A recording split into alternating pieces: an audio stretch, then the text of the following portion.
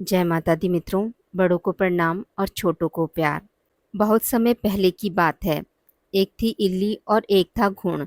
एक दिन इल्ली बोली कि आओ घुण, कार्तिक का स्नान करें। घुण बोला कि तू तो गोरी पड़ी है, तू ही नहा ले। मेरा तो मोट बाजरा पड़ा है, तो मैं नहीं नहाऊंगा। मैं तो हरे बाजरे का सीटा खाऊंगा और ठंडा पानी पीऊंगा। दोनों के बीच हुई इस वार्तालाप के बाद इल्ली तो राजा की लड़की के पल्ले के साथ लगकर चली गई और घुन नहीं नहाया।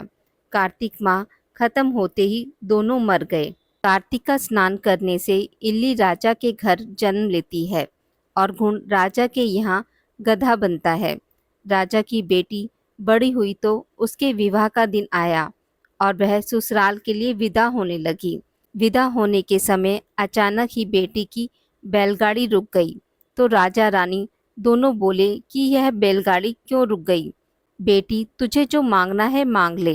लड़की बोली कि मुझे यह गधा चाहिए।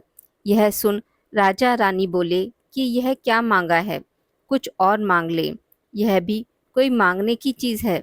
लड़की अपनी बात पर अड़ गई और बोली कि मुझे तो यह गधा ही चाहिए।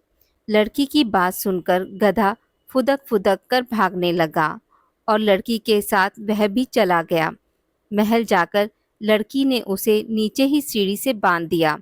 एक दिन लड़की सीढ़ी से उतरने लगी तो गधे ने कहा, ए सुंदरी, मुझे पानी पिला दे। तब लड़की बोली कि जब तुझे कहा था कि आ कार्तिक नहा ले, तब तूने मना कर दिया था। तूने कहा मैं बाजरा खाऊंगा और ठंडा पानी पीऊंगा।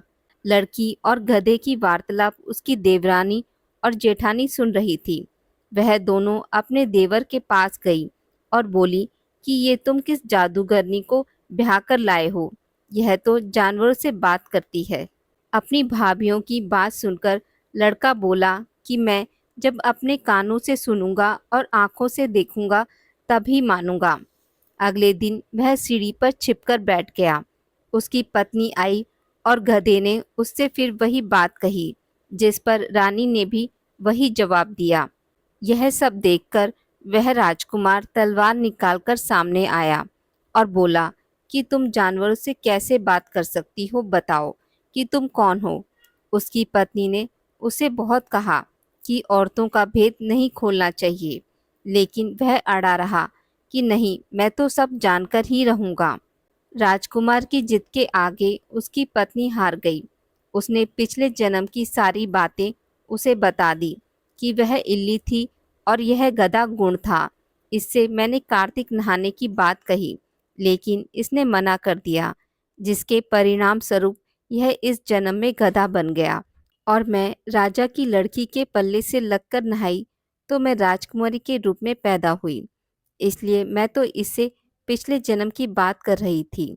सारी बात सुनकर राजकुमार बोला कि क्या कार्तिक स्नान का इतना पुण्य मिलता है। रानी ने कहा कि हाँ, बहुत पुण्य मिलता है। अपनी पत्नी की सारी बातें सुनकर राजकुमार ने कहा कि यदि कार्तिक स्नान का इतना महत्व है, तब हम दोनों जोड़े से कार्तिक स्नान करेंगे और दान पुण्य भी करेंगे, ताकि आने वाले समय में हम सुखपूर्वक रह सके। दोनों ने जब जोड़े से स्नान किया तो उसके पास काफी धन हुआ।